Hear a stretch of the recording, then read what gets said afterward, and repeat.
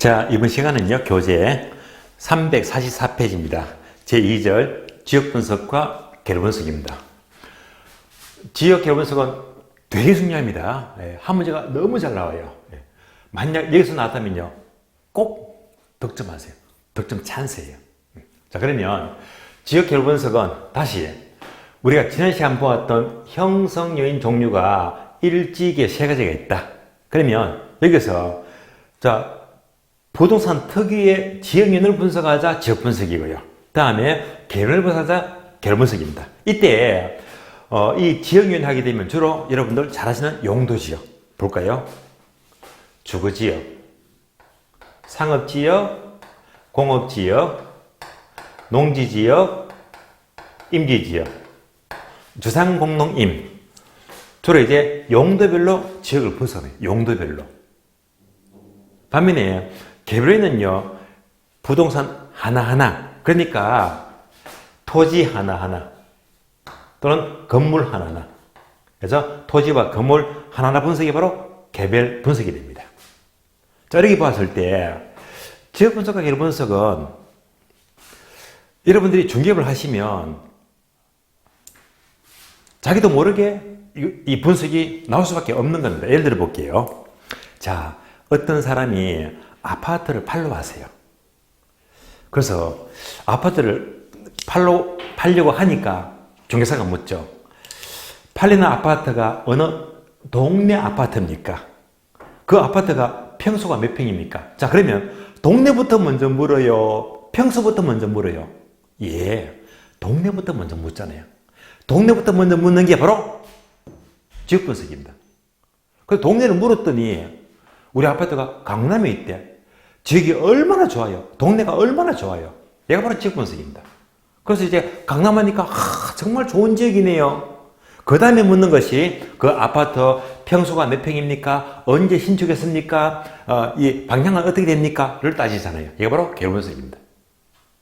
결국 이 두 가지 관계는 항상 지역 분석부터 먼저 하는 겁니다. 지역은 크죠? 크니까 바로 전체 분석입니다. 전체 분석입니다. 강의 노트에 이렇게 나와 있죠. 전체 분석. 또 먼저 하니까 먼저 한다. 선행 분석입니다.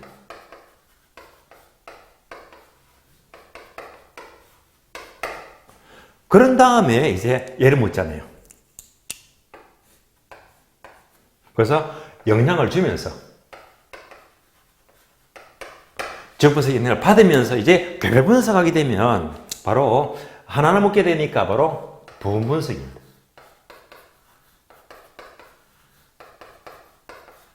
나중에 묻죠. 바로 후행 분석입니다.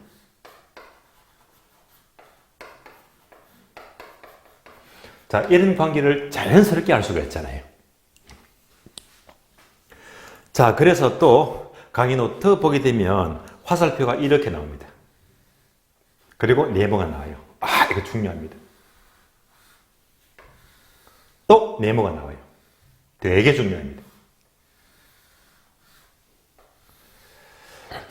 자, 얘가 뭐냐? 지역 분석을 하게 되면 바로 그 지역의 표준적 사용을 판정합니다. 표준적 사용. 개별 분석을 하게 되면 개별 부동산의 최유효 사용을 판정합니다. 최유효 사용이다. 그래서 저는요, 이렇게 긴 단어를 싫어합니다. 줄일게요. 자, 표준적 사용을 줄여서 표사가 되고요. 다음에 최유효 사용을 줄여서 최사. 따라서 지역 분석은 표사를 판정하고 개별 분석은 최사를 판정합니다. 그러면 표사가 뭡니까? 최사가 뭡니까? 하는 것은 강의 노트 보게 되면 또 메모가 되어 있죠. 자, 표사가 뭐냐? 지역. 그러니까 그 지역 전체에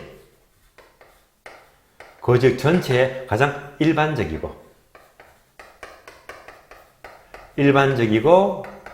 평균적 사용을 가리킵니다. 반면에 최사란 것은 지역이 아니라 개별 부동산. 개별 부동산에 아주 개별적이고 그리고 구체적 사용을 가리킵니다. 조금 이따가 이제 예를 설명하게 되면 여러분 충분히 이해할 수 있거든요. 이제 마지막 연결입니다. 마지막 연결이 뭐냐? 똑같이 되어 있죠. 예.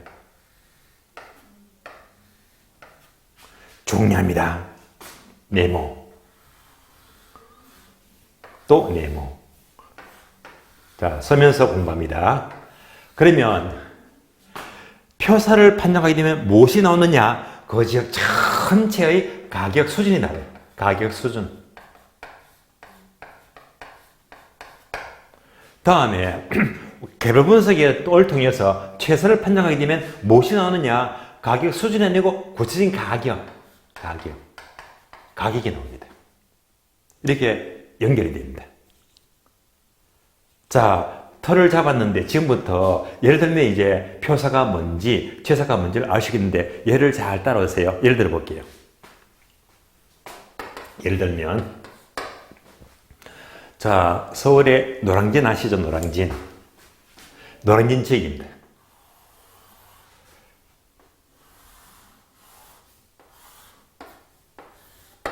그러면 자, 여기에 이제 노량진역이 있습니다. 얘가 바로 노량진역이다. 가보셨죠? 그럼 이제 여기서 탁 내리자마자 바로 앞에 육교가 나옵니다. 그러면 이제 노량진역 하니까 뭐가 떠올라요? 서울에서 가장 대표적인 학원가 과목이다. 그러니까 건너편에도 학원, 정제사 학원, 입시 학원, 공무원 학원, 경찰 학원, 교육과 학원, 온갖 전국의 유명한 학원들이 전부 다 모여 있습니다.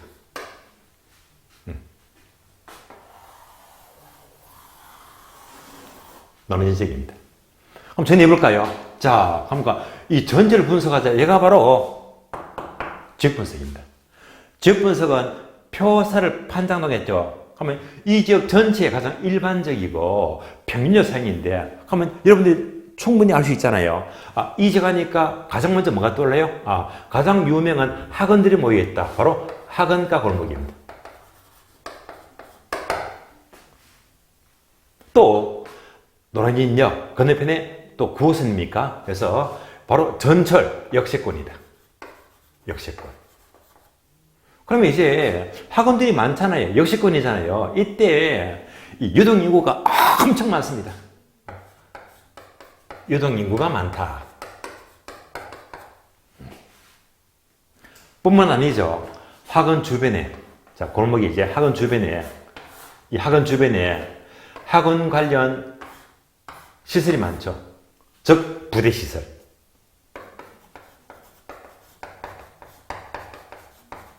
당연히 또 이 지역 하게 되면, 자, 용도는 어떤 지역이죠? 상업지역이다.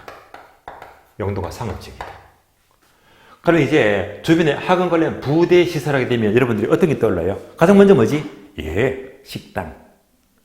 또 어떤 게 있죠? 편의점 많잖아요. 또 이제 뭐 도서실, 스터디 카페라든지, 또는 이제 이 호프집, 커피숍 많잖아요. 예. 또는 PC방이라든지.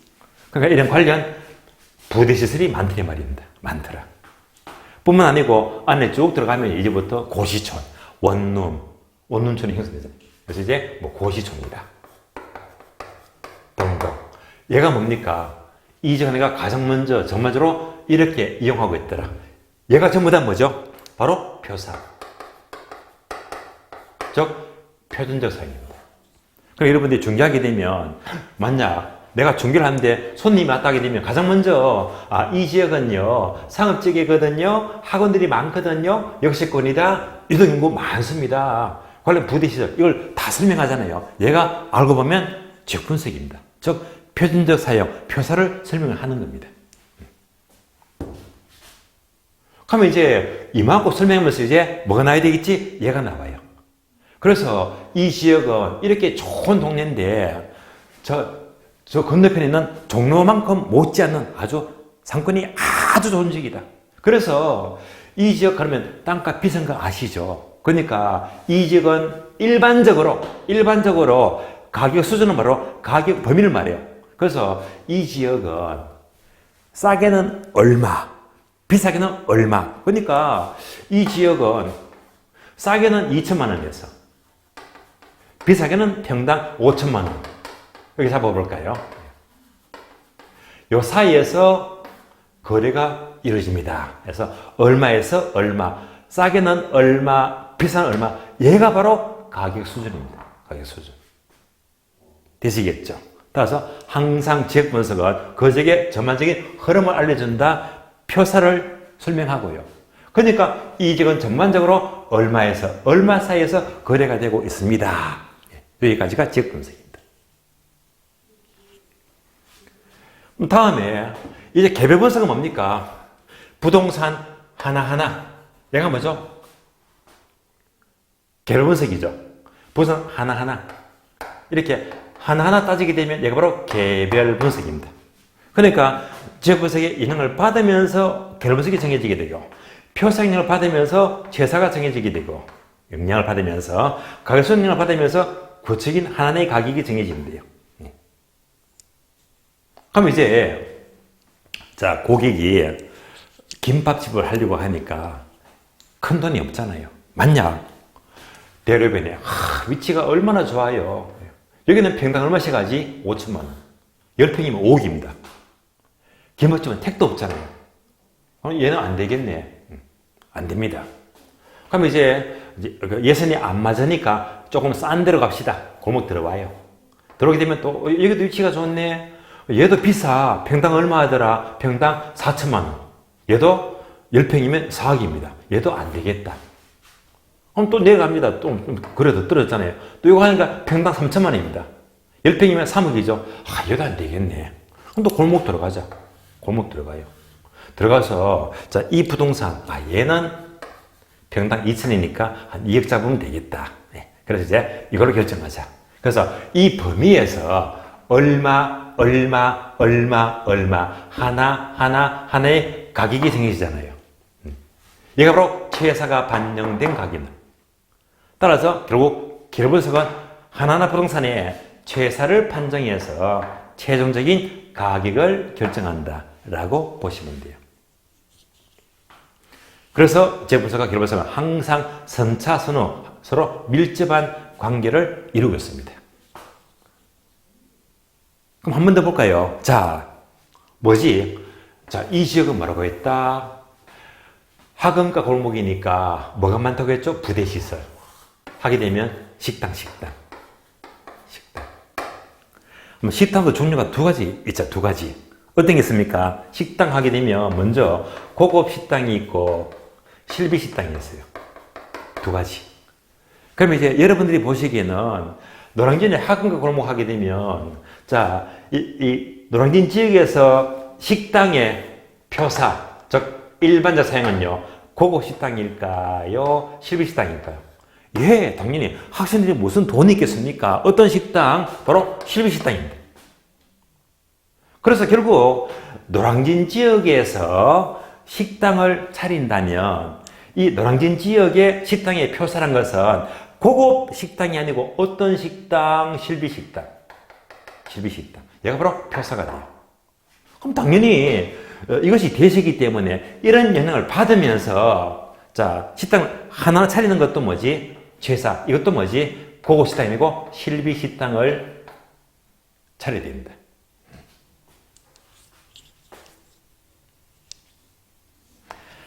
그래서 이제 이 흐름에서 이제 하나씩 책을 보면서 정리합니다. 자, 책을 볼까요? 책. 교재 344페이지입니다. 344페이지 보시면 네모 1번 지역분석입니다. 지역분석은 고려 1번 개념. 자, 개념하는 순간 이미 다 설명드렸습니다. 뭐 지역분석은 표사를 판정해서 가격 수준 구한다. 얘만 딱 돌리면 돼. 자, 그래서 개념 보게 되면 세 번째 줄. 부동산 가치 전반적인 영향을 미치는 지역인을 분석해서 자, 내려가서 표준적 사용 밑줄, 가격 수준 밑줄 나왔죠? 표사와 가격 수준을 판정합니다. 거래 2번 목적은 여러분이 참고로 읽어보시고요. 그리고 3번 내려가요. 지역 분석의 대상. 지역 분석의 범위를 말하는데요. 크게 세 가지 지역입니다. 동남이 1번 인근지역, 오른쪽 페이지 동남이 2번 유사지역. 한 장 넘겨서요. 첫 줄 3번 동일수거권 나왔죠. 그래서 지역 분석은요. 그 범위.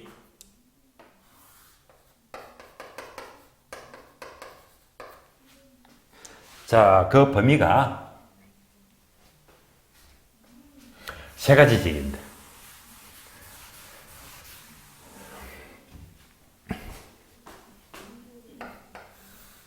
먼저 인근지역, 다음에 유사지역, 세 번째가 동일수거권인데요. 줄여서 동수, 동일수거권, 동수 세 가지입니다. 그래서 지역 분석은 인근, 유사, 동수 이걸 전부 다 분석합니다. 전부 다. 그래서 지역 분석은요. 인근 지역만 분석한다. X. 지역 분석은요. 인근, 유사 지역 두 가지만 분석한다. X. 전부 다 분석합니다. 전부 다. 그럼 얘가 뭘 말하느냐? 예를 들어볼게요. 예를 들면 자, 어느 지역이 있습니다. 얘가 이제 서울의 강남의 도곡동이다. 도곡동이다. 도곡동에 여기에 우리 집이 있어요. 아, 동네 좋네요. 내가 뭡니까? 자, 속한 지역이 있죠. 우리 동네. 그래서 인근 지역은요. 다시 말하면 대상 부동산이 속한 지역이다. 속한 지역. 쉬운 말로 우리 동네. 얘가 바로 어떤 지역? 인근 지역입니다. 인근 지역. 다음에 유사지역은요. 속하지는 않는데 비슷한 동네를 말해 비슷한 지역이다. 비슷한 지역입니다. 그러면 이제 도곡동과 비슷한 지역이 어디 있지? 옆에 보니까 이렇게 대치동이 있다. 비슷하죠? 동네가. 그럼 얘는 뭐지? 유사지역입니다. 유사지역.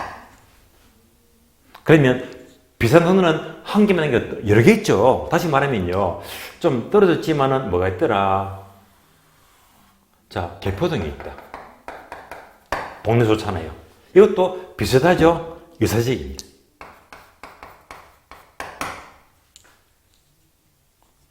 되시겠죠?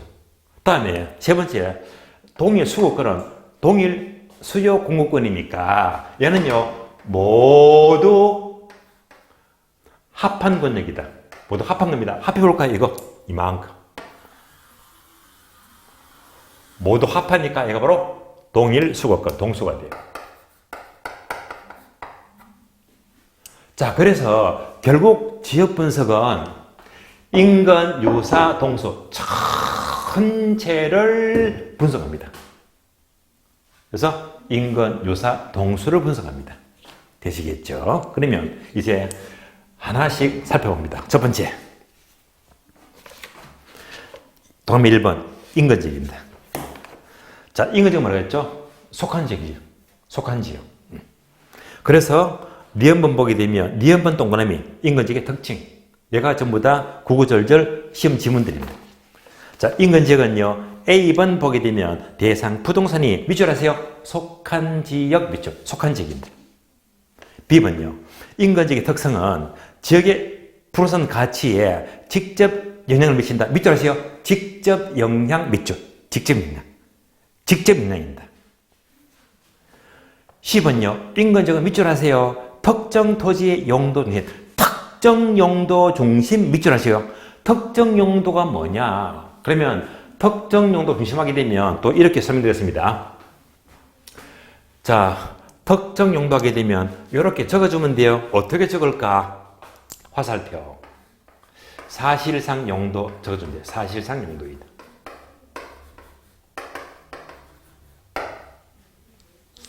그러니까 노란견 하게 되면 사실상 용도가 어떻게 씁니까? 하근과 골목. 얘가 바로 특정 용도점이에요.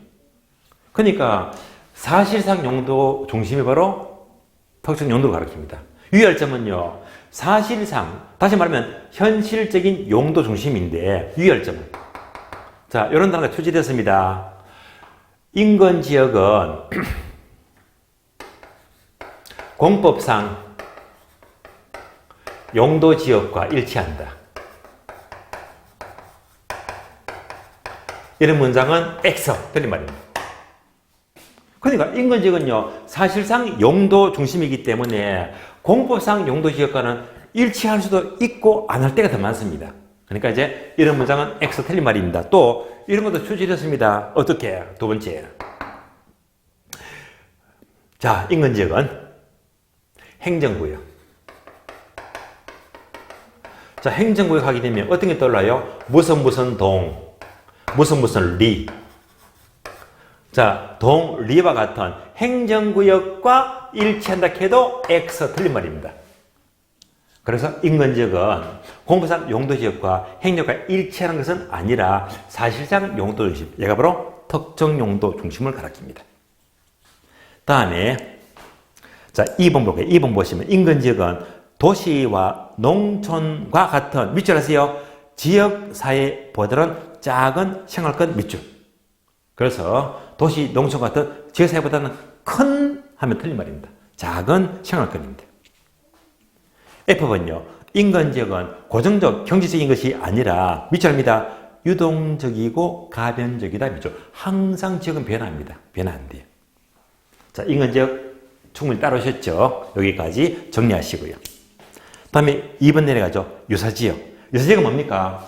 속하지는 않지만 비슷한 동네, 비슷한 지역입니다. 따라서 기업번 의를 보시면요. 두 줄 모두 밑줄 하세요. 유사지역은 대상 분수에 속하지 않는 지역으로서 인근지역과 비슷한 유사한 특성을 갖는 지역 밑줄 하시고요.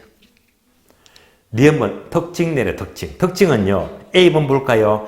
유사지역의 특성은 대상 부선의 가격에 밑줄 하세요. 간접 영향 밑줄. 직접 영향은 인근지역, 간접 영향은 유사지역입니다. 간접 영향.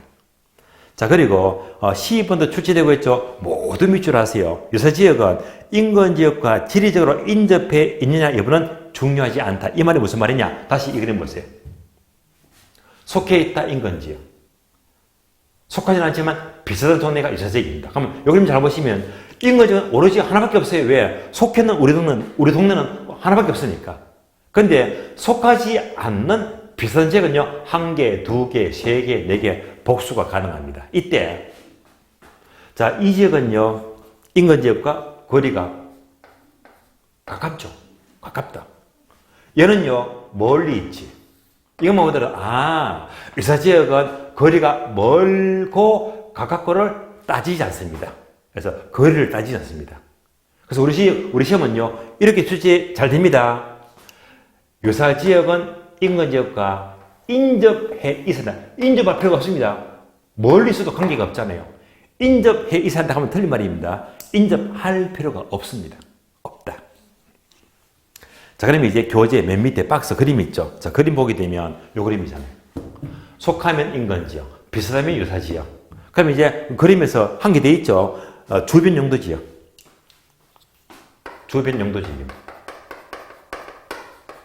자, 주변 용도지역은 좋게 말하면 후보지와 이행지를 말해요. 후보지나 이행지다. 후보지나 이행지는요, 지금은 용도가 다르지만은 앞으로 언젠가는 용도가 비슷해질 거래요. 그래서 이것도 포함되어 버리거든요. 이걸 다 포함한 것이 바로 동일 수국거리입니다. 동일 수국거. 그림으로 봤고요. 그러면 다음 페이지 넘어가죠. 다음 페이지 보시면. 3번. 동일수거권. 자, 동일수거권은 뭐죠? 이걸 다 포함한 가장 넓은 권역이다. 넓은 권역입니다. 그래서, 자, 동수는요, 의에서 세 줄 모두 밑줄 하세요. 동수란 대상 부동산과 대체 경쟁 관계가 성립하고 가치 형성해서 서로 영향을 미치는 관계에 있는 다른 것이 존재하는 모든 권역을 말하며 인근지역과 유사지역을 포함합니다. 자, 니은번 있죠? 니은번 동그라미. 동수판정. 용도지역별 동수판정입니다. A, 자, 형은 이제 지역분석이 뭐라고 했죠? 자, 우리가 공부하는 지역분석은 항상 용도마다 주거지역, 상업지역, 공업지역, 농지지역, 인지지역. 나왔죠? 그러니까 A번, B번, C번. A번 주거지역, B번 상업지역, C번 공업지역. D번은 뭡니까? 후보지역 이행지도 나오네. 후보지 이행지는 용도가 바뀌는 거잖아요. 다시. 이렇게 보았을 때, 자, 지금은 공업지역인데, 앞으로 2년 뒤면 아파트가 들어서 주거지로 바뀐대요. 이렇게 용도가 바뀌면 후보지입니까? 이행지입니까? 예, 얘가 바로 이행지. 다시 지금은 농사를 짓는데 앞으로 2년 뒤에 아파트 단지 주거지로 바뀐대. 이건 대불관 용도가 바뀌죠. 얘가 뭡니까? 후보지. 그래서 항상 지역에서는요, 용도가 바뀌는 것도 고려해야 됩니다. 자, 그래서 우리 시험은요, 이 4개 항목 중에서 A번 주거지역 이해하시면 되고요. 그리고 D번 있죠. 후보지 이행지. 그래서 주거지역하고 후보지 이행지만 제대로 하시면 돼. 자, A번부터 봅니다. 주거지역의 동수는 첫 줄, 밑줄입니다. 도심의 통건 가능한 지역 범위와 일치 밑줄. 얘가 무슨 말이죠? 도심의 통건 가능한 지역 범위와 일치한대요. 예를 들면, 자, 직장에 있습니다. 얘가 이제 근무하는 직장인데요. 그러면 이 직장에서 남쪽으로 30분 거리, 그러니까 전철이나 버스를 말해요. 그래서 대중교통으로 30분 거리에 우리 집이 있대. 그러면 출퇴근 가능한 거리가 몇 분? 30분입니다. 그러면 이제 동쪽으로 30분 거리, 북쪽으로 30분 거리, 다음에 서쪽으로 30분 거리, 얘를 전부 다 합쳐보자.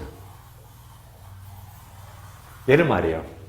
얘가 바로 출근 가능한, 통근 가능한 지역범위. 그러니까 주거지역은요, 이 동서남북 이 범위가 바로 주거지역의 동수거리입니다. 세 번째 줄, 다만 밑줄입니다. 출생 등 지연관계, 고급주택지로서의 품위 명성에 따라서 그 범위가 좁아지기도 한다. 어떻게? 좁아진대. 틀린 말은요, 넓어진다. 틀린 말입니다. 좁아진대. 왜 좁아지죠? 첫 번째, 출생된 지역관계는요, 여러분의 본적지를 따져봐요.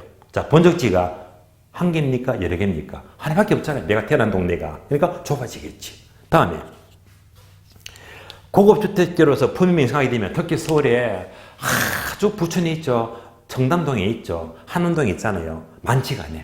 많지 않기 때문에 좁아지기도 한대요. 다음 B번요. 상업지역의 동수는요, 첫 줄, 자, 상업 수익이 있죠. 수익성과 대치가 돼요. 그래서 수익성과 대치된 범위가 상업지의 동수가 되고요. 다음에 C번요. 공업지역의 동수는요, 바로 제품의 생산과 관련된 생산성과 대체되는 범위를 따집니다. 큰 의미가 있고요. 4번요. 후보지와 이행지는 뭐라고 했죠? 용도가 바뀌는 땅이죠. 용도가 바뀐다면 우리 교재는요, 3줄, 4줄 했는데 이렇게 보게 되면 조금 이제 분석이 안 되니까 제가 이렇게 설명을 드리겠습니다. 아마 필기는 기억나실 겁니다. 후보지나 이행지는 항상 뭘 따진다? 성숙도. 성숙도는요, 개발의 정도를 말해요. 용도가 바뀌는 정도. 성숙도 아니면 거기 두 가지가 있죠. 성숙도가 빠른 경우 용도가 빨리 바뀐다. 두 번째, 성숙도가 느리대, 완만하대, 용도가 천천히 바뀐대요. 기억나시죠? 그래서 성숙도가 빠른 경우는 용도가 빨리 바뀐다. 빨리 개발되기 때문에 바뀔 장래 용도가 중요하죠. 그래서 용도 전환 후. 그래서 요 장래 용도가 중요합니다. 다음에 성숙도가 완만하면 용도가 천천히 바뀐대. 100년 뒤에 바뀐대요. 이때는 현 정도가 더 중요합니다. 그래서 용도 전환 전, 현재 용도, 얘가 중요합니다. 그래서 이제 바꾸면 틀린 말입니다. 성숙도가 완만한 경우에는 용도 전환 후 바꾸니까 X. 틀린 말입니다. 그럼 4번 내려가죠. 인근지역의 생애주기, 수명사이클입니다. 얘는요, 아마 교재에 메모가 되었을 겁니다. 제가 설명을 드렸는데, 주로 이제 우리가 1교시인가, 2교시인가 수업하면서 설명드렸는데요. 인근지역은 암기되어 있잖아요. 어떻게? 성, 숙, 쇠천악. 성, 성장기. 숙, 성숙기. 쇠, 쇠퇴기. 천, 천외기. 악, 악화기. 성숙, 쇠천악. 이렇게 암기했습니다. 그래서 체크를 다 해드렸습니다. 넘어갑니다. 그럼 이제 네모 2번. 개별 분석입니다. 자, 10번 볼까요? 개별 분석 답이 다 나왔네요. 개별 분석은 개별 분산의 최사를 판정해서 구체적 가격이 구한대. 가격. 그래서 최사하고 가격만 찾아냅니다. 그래서 1번 의의를 보시면 개별 분석은요, 두 번째 줄 최유 사용 판정 밑줄 최사가 나왔죠. 그래서 부동산 가격을 구체화 밑줄 가격. 그래서 최사가 나왔고 가격을 구하잖아요. 다음에 네모 3번요. 지역 분석과 개별 분석의 관계. 요거 중요합니다. 되게 잘 나와요. 그러면 이제 문장이 6번까지 있죠. 요걸 전부 다 모아놓은 것이 오른쪽 페이지 보니까 표가 나와요. 그래서 이 표가 굉장히 출제가 잘 되고 있습니다. 표를 보게 되면요. 왼쪽은 지역 분석, 오른쪽은 개별 분석인데요. 얘는 표를 보기 전에 이미 제가 설명을 다 들었습니다. 볼까요? 자, 이미 관계 나왔습니다. 관계. 요렇게. 관계를 말합니다. 자, 확인해 볼까요? 지역 분석은 전체 분석이고, 개별 분석은 부분석이다. 얘가 시험 문장입니다. 지역 분석은 먼저 하죠. 지역 분석은 선행 분석이고, 개별 분석은 후행 분석이다. 그리고 지역 분석의 영향을 받으면서 개별 분석이 정해지는 거예요. 계속해서 지역 분석은 표사를 판정하고 개별 분석은 최사를 판정한다. 아주 중요한 지문입니다. 다시 지역 분석은 가격 수준을 정하고 개별 분석은 구체적 가격을 정한다. 굉장히 잘 나옵니다. 그래서 예를요 싹 바꿔요. 그러니까 지역 분석이 가격 잘 묻거든요. 그러면 속지 말자. 틀린 말입니다. 지역 분석해놓고 내려갑니다. 최사를 판정한다. 바뀌었잖아. 틀린 말입니다. 그래서 이런 것들을 아주 잘 바꿔서 보거든요. 그래서 자, 표사와 최사, 가격 수준과 가격 굉장히 중요합니다. 굉장히 잘 나와요. 이런 것들이 바로 양재 관계입니다. 얘가 표로 전부 다 설명이 되고 있습니다. 자, 표를 보시면요. 첫 번째 지역 분석은 선행 분석이죠. 개별 분석은 후행 분석입니다. 세 번째 칸 지역 분석은 표준적 사용 동그라미 표사. 오른쪽 개별 분석은요, 최유 사용, 최사 동그라미. 다음에 네 번째, 지역 분석은요, 가격 수준 동그라미. 개별 분석은요, 가격 동그라미.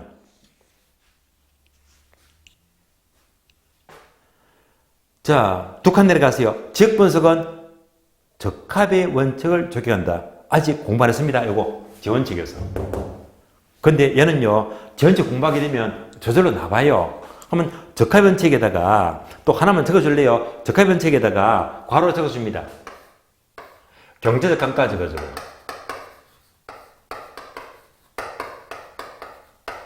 그래서 적합의 원칙 하게 되면 경제적 감가하고 바로 연결됩니다. 이렇게 적어주고요. 오른쪽 개별 분석은 균형의 원칙이죠. 균형의 원칙에다가 또 적어줍니다. 괄호. 기능적 감가 적어줘요. 기능적 감가. 그래서 얘는요, 지금 설명을 드리기는 이러니까 나중에 지원칙 보면서 저절로 제가 설명을, 알 수 있게끔 설명을 드리겠습니다. 그래서 이 표를 보시면서 항목이, 자, 한 7칸 있잖아요. 요거를 하나만 좌우를 싹 바꾸면 틀린 말입니다. 얘가 엄청 중요합니다. 그래서 한 개 좌우가 바뀐 문장을 조심하자. 이상으로 지역 분석과 개별 분석은 다 끝났습니다. 끝났어요. 그래서 최근에 얘가 굉장히 잘 나왔거든요. 그래서 여기서 한 문제가 나왔다면 덕전 찬스입니다. 그러면 이상하게 지원칙이 최근에 계속 안 나와서 계속. 그러니까 만약 제가 출전이라면 올해 시험은 요거 묻겠습니다. 왜요? 얘를 계속 물었거든요. 얘가 안 나온 지 몇 년 돼서. 냄새가 풀풀 납니다. 근데 재원칙은 몇 가지지? 13개의 종류가 얼마나 많습니까? 그러니까 이런 것들은 오히려 부담이 돼요. 어쨌건 재원칙도요. 자, 13개 종류가 많지만은요. 재원칙은 오로지 두 가지입니다. 오로지 두 가지. 첫 번째, 13개 원칙의 의를 아셔야 되고요. 두 번째, 13개 원칙이 각각 감염학과 전반에 어떻게 활용됩니까? 또는 적용됩니까? 그래서 의하고 활용 다 필요 없어요. 의하고 활용 얘만 아시면 돼. 예. 그러면 공부 아주 잘하는 겁니다. 그래서 재원칙은 각각 의하고 활용만 알자. 의, 활용. 자, 이제 재원칙은 이 전체 모든 흐름에 일정한 법칙성을 부여합니다. 거기에 13개 원칙인데 가장 중심이 되는 것은 최사원칙이죠. 최사원칙입니다. 그럼 지금부터 최사원칙을 중심으로 토대되는 원칙, 내부 원칙, 외부 원칙, 가정거래 원칙 이걸 전부 다 볼 겁니다. 이것만 해도 꽤 많은 시간이 걸릴 겁니다. 그럼 이제 필기할 공간이 부족하네요. 일단 필기해 볼까요? 자, 먼저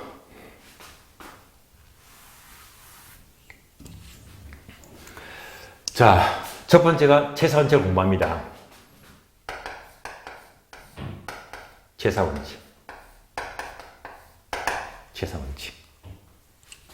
최선칙 하게 되면 바로 거기 네 가지 토대 원칙, 내부 원칙, 외부 원칙, 가정거래 원칙인데 요 틀을 잘 잡아야 됩니다.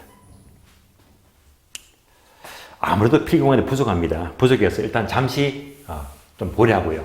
자, 지금 요까지는 이제 전체만 남겨뒀는데 요 전체를 보세요. 자, 그러면 이제 이만큼 있죠. 앞에 책에도. 얘가 뭐지? 숲이다. 항상 이 틀을 잡아내야 됩니다. 이 틀을 잡아놓고 여러분들은 이제 하나씩 본다면 가격의 1번 일반 이론, 발생 요인 유상요, 형성 요인 일지계. 다시 일지계는요 지역 분석과 결 분석으로 연결이 되고요. 그 다음에 전칙이 13개가 있다. 얘가 전체 틀을 탁 잡아놓고 이 틀을 잡지 않으면요 내가 지금 뭘 공부하는지 똥인지 뒷인지 알 수가 없어요. 항상 공부할 때마다 내가 어디를 공부하는지를 위치를 찾아가면서 공부해야 됩니다. 한번 잘 보세요. 자, 이 전체 그림을 보시면서 자, 부동산 가격은 최사가 반영된 가격입니다. 최사가 반영된 가격, 부동산 가격인데요. 그럼 이제 가격은요, 수요와 공급에서 결정이 되고 이것을 움직이는 것은 바로 발생인 유상류가 있고 다시 영향을 주는 힘이 일직의 형성입니다. 다음에 이 전체 모든 흐름에 일정한 법칙을 부여하더라 재원칙인데요. 재원칙에서 가장 중심이 된 것은 최사원칙입니다. 자, 계속 나오죠. 최사가 반영된 것이 가격입니다. 다시요. 일지계 중에서 지역 분석, 개별 분석. 지역 분석은 표사를 판정하니까 가격 수준이 나오게 되고 개별 분석을 하게 되면 최사를 판정해서 뭐가 나온다? 가격이 나온다. 또 최사는 가격이다. 계속 감정평가는요. 최사 가격 이렇게 끝까지 이어지고 있습니다. 한번 보세요. 부동산 가격 출발. 한 바퀴 계속 돌고 삥 돌아서 여기서 마지막으로 부동산 가격 종착역입니다. 그래서 얘가 서울역이에요. 서울역. 기차가 출발합니다. 그래서 출발해요. 자, 유상류, 일지계, 재원칙, 지역분석, 결분석. 오다가 종착역, 마지막 종착역이 가격. 출발, 가격, 끝났죠? 종착역, 가격. 시작해서 끝났잖아요. 근데 항상 같이 붙어 다니는 게 뭐 붙어 다니지? 최사. 최사가 반영된 게 가격이 되고요. 가장 중요한 게 최사 원칙이고. 가중 분석도 뭐지? 결국 개별 분석을 통해서 최사를 분석하니까 결론, 가격이 나온다. 출발, 끝. 얘가 바로 관념외과의 가경성 원리의 체계도를 가리킵니다. 체계도. 그래서 항상 자 이번 시간은요 출발점부터 종착역까지 흐름을 전부 다 설명해 드렸고 이제 남은 게 뭐죠? 전책이 있죠. 전책 어떻게 공부하자?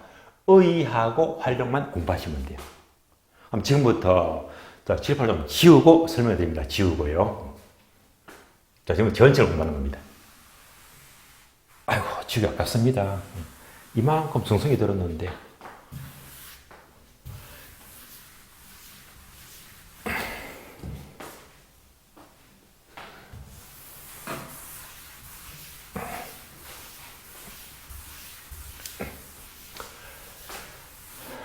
자, 그래서 이제 강의 노트 보시면요. 강의 노트. 뒷페이지죠. 뒷페이지. 네모 5번. 가격 전칙은 항상 의의하고 활용만 공부하자. 그래서 먼저 고려 1번. 가장 중심이 되는 최유의 사용, 최사원칙입니다.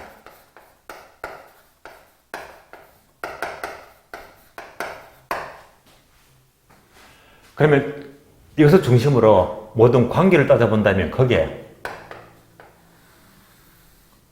자, 흐름이 네 가지인데요. 최사의 토대가 되는 원칙이 있어요. 토대 원칙. 이렇게 나와 있죠. 두 번째, 최사의 내부 원칙이다. 세 번째, 최사의 외부 환경, 외부 원칙입니다. 마지막으로 가장 거리가 먼 원칙입니다.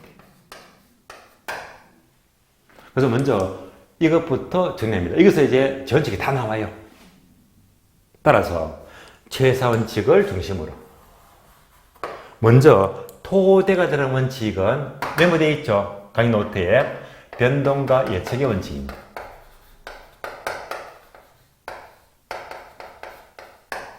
다음에 네 번째가 네 가지죠. 균형의 원칙. 수익, 재정, 자금의 원칙.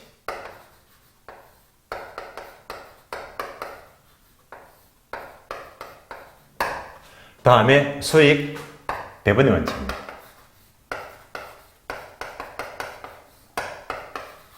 마지막으로 기회 원칙입니다. 아, 복잡합니다. 다음에 외부 원칙은요. 적합의 원칙과 경쟁의 원칙입니다. 그리고 가장 거리가 먼 관계가 적은 원칙, 거리가 먼 원칙은 수요 공급 원칙 하고 대치 원칙입니다. 제 원칙은요, 일단 얘를 딱 틀을 잡고 있습니다. 눈만 착 감으면요, 얘가 딱 돌려야 됩니다. 그럼 처음 보게 되면 답답하죠. 이걸 어떻게 다 암기하지? 먼저 너무 암기하려고 하지 마세요. 그럼 이제 여기서 가장 부담이 되는 게 단어가 많은 거지. 근데 또 네 번칙이 있죠. 얘가 출제가 잘 돼요. 몇 개? 4개. 얘만 술술술 나오면요. 나머지는 부담이 적어. 부담이 적어요. 그래서 일단 네 번칙을 먼저 똑부러지게 암기하시면 돼요. 여러분들이 그 민법 공부하시면 민법 시간 그 법률 행위의 해석 기준이 있죠. 법률 행위 해석 기준. 아주 유명한 고전 암기법 유명합니다. 이렇게 암기했을 거예요. 목사 임신.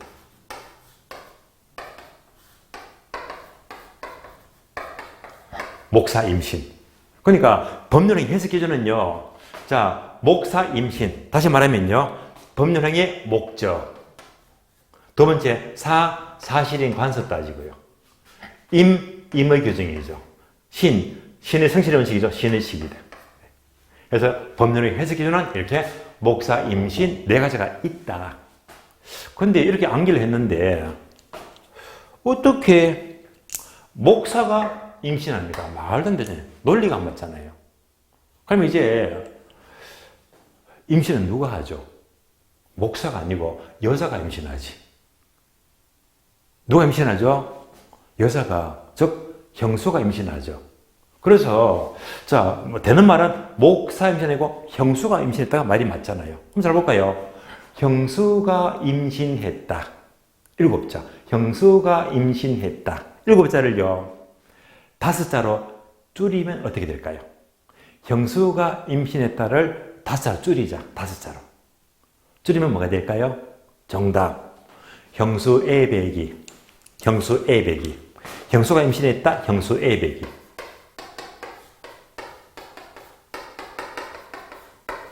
5자. 형수 A배기. 여기서 M만 싹 빼버려. 그럼 뭐죠? 형수 배기. 형수 배기. 이렇게 암기하시면 돼요. 형수 배기. 볼까요? 형, 수, 배, 기. 형수 A배기. 형수 배기. 나왔습니다. 형수 배기. 그래서 형수 배기. 형, 변형의 원칙. 수, 수익, 최근체감. 배, 수익, 배분. 기, 기원칙. 그래서 내부 원칙은 형수 배기 해버리면 나머지는 쉽게 정리가 돼요. 그러면 이걸로 자, 문제가 얼마든지 가능하죠. 다음 중에서 제사와 관계된 내부 원칙이 아닌 것은 1번, 2번, 3번, 4번 틀린다. 외부라 삭제 적합 틀린다 그러잖아요. 또 이렇게 출제됐습니다. 다음 중에서 제사 원칙과 가장 거리가 먼 원칙은 1번, 2번, 3번, 4번 정답 수용력 원칙입니다. 이렇게 출제되었습니다. 그래서 이 틀을 잡아두고 여기서 이제 하나씩 풀어서 나가는 거예요. 풀어서.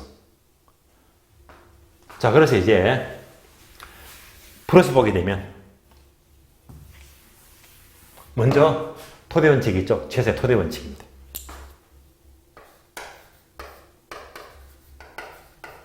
자, 토대 원칙은 변동과 예측의 원칙이죠. 변동과 예측의 원칙이다. 다음에 세 번째, 내부 원칙. 내부 원칙은 어떻게? 형수 배기.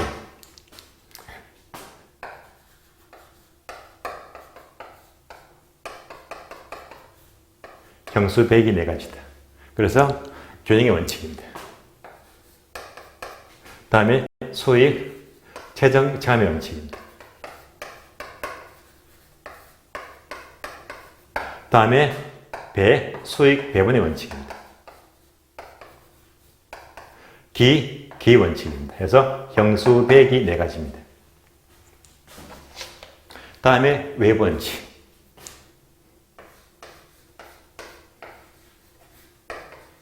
바로 적합 원칙과 경직의 원칙입니다.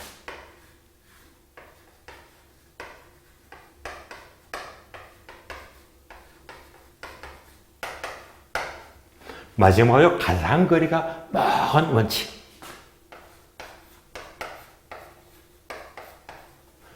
수용법 원칙과 대치 원칙입니다.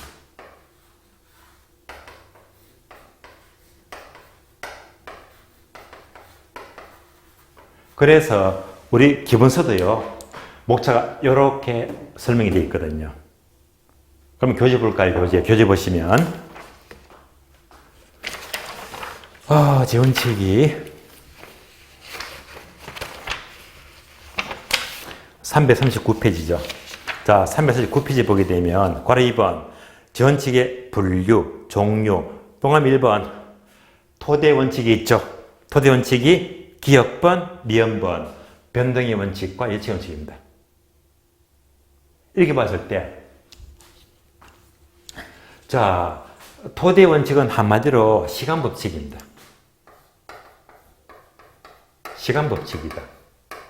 다시 말하면 시간의 흐름을 말해요. 시간의 흐름. 그러면 이제 변동의 원칙이 뭡니까? 예측의 원칙이 뭡니까? 얘는요, 편하게 이해하시면 돼요. 그러면 강의 노트 보게 되면 메모되어 있죠. 변동의 원칙은 과거, 현재, 미래를 가리킵니다. 이렇게 나와 있잖아요. 자, 예를 들어 볼까요? 예를 들면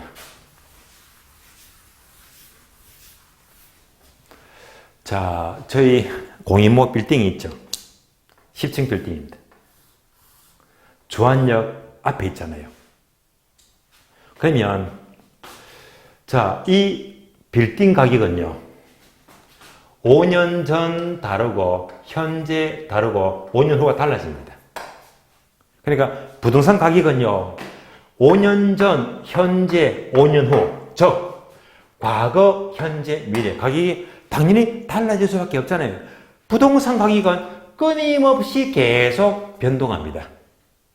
이가 바로 변동의 원칙입니다. 변동의 원칙. 그러면 항상 변하는데 화살표 네모되어 있죠. 이거 중요해요. 그래서 뭐가 중요한가? 이 네모가 뭐냐? 적으면서 공부하자. 다시 만약 이 가격을 한 100억 잡으래. 100억. 100억이다. 자, 이 100억은요 5년 전 가격입니까? 현재 가격입니까? 5년 뒤 가격입니까? 이걸 밝혀야 됩니다. 그러니까 이때 이 부산 가격이 언제 가격인지 시점을 분명히 밝히자. 이거 바로 기준 시점입니다.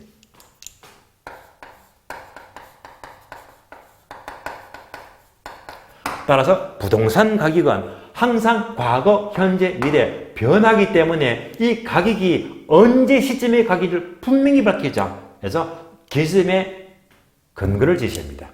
그래서 우리 시험은요, 기준의 이론적 근거가 되는 원칙은 무슨 원칙? 변동의 원칙입니다. 속지 마세요. 어떻게 해요? 기준의 근거되는 원칙은 예측의 원칙이다. 별로 있잖아요. 바꿔서 묻거든요. 따라서 기준의 근거되는 원칙은 변동의 원칙입니다. 자, 그러면 책을 봅니다. 변동의 원칙. 교재 볼까요? 교재 보시면 기업번 변동의 원칙은 자, 항상 두 가지 의의하고 활용이죠. 자, 의의는 그냥 과거, 현재, 미래 늘 변한다 보시면 되겠고, B번 활용하게 되면 자, 두 번째 줄 위치합니다. 두 번째 줄 시점 수정 및 기준 시점을 확정. 기준 시점 동그라미. 얘가 출제가 잘 되고 있습니다. 변동의 원칙인데. 다음에 D번요. 예측의 원칙. 자, 예측의 원칙은 다시 부동산은 과거, 현재, 미래. 저 중에 뭐가 가장 중요합니까? 미래예요. 부동산은 바로 장래 용도를 보고 사는 거잖아요. 그래서 이 미래를 잘 예측하자. 얘는요, 나올 게 별로 없습니다. 그래서 항상 제사의 바탕이 되고 토대가 되는 원칙은 시간의 흐름인데요. 그래서 변동은요, 항상 과거, 현재, 미래가 늘 변하고요. 예측의 원칙은 미래를 잘 예측하자. 이렇게 보시면 되겠습니다. 이게 바로 토대 원칙입니다. 그러면 다음 페이지요. 440페이지. 자, 네 번씩 있죠. 형수배기. 이건 중요합니다. 시험 잘 나와요. 그래서 형수배기. 얘는요, 쉬었다가 다음 시간에 이어서 설명을 드리겠습니다.